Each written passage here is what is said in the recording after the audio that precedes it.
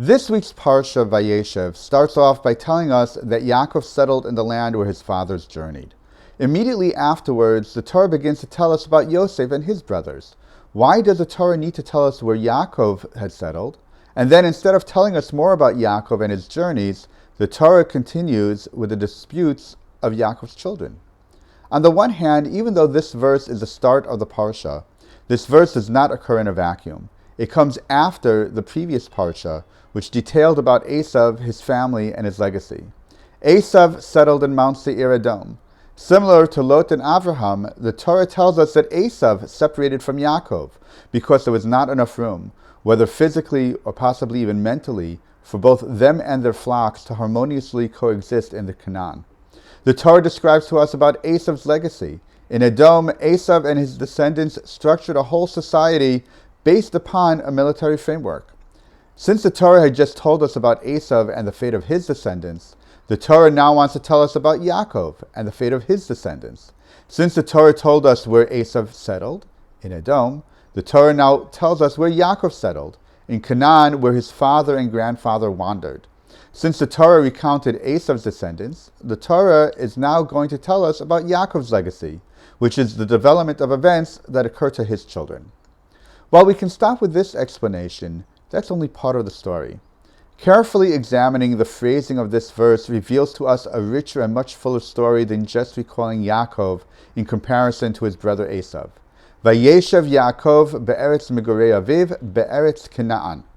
Each phrase of this verse is important and is coming to teach us something significant.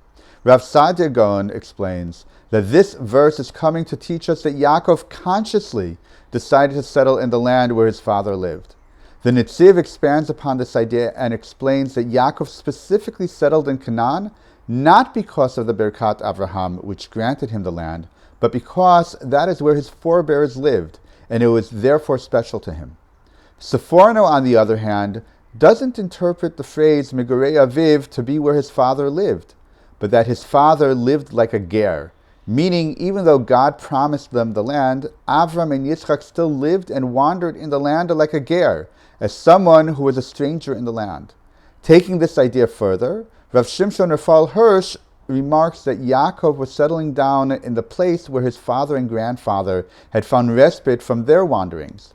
In other words, we can say that in contrast to Avram and Yitzchak, who never fully settled into the land, when Yaakov was ready to settle with his family, VaYeishev Yaakov, he settled in the land, not like a stranger as Avram and Yitzchak had, but as one who was a native and one with the land. So why does the Torah then pivot from Yaakov to his children, specifically the stories about Yosef and his brothers, right after the Torah tells us that Yaakov settled in the land of Canaan? First of all, it was to underscore that Yaakov's legacy was his children and their story in becoming a nation. Once the conditions are ripe, we should then focus on the next generation, on the future, and not remain stuck in the past. But also, it was to tell us that Yaakov's happiness was not meant to be. Just a few scant years after coming back to the land and thinking that he would settle into the land and finally live life to its fullest, events started conspiring against him to compel him and his family to go down to Egypt and fulfill God's promise to Abraham. Yaakov thought that he would settle in, but God wanted him to be like his fathers and still wander as they had done. Shabbat Shalom.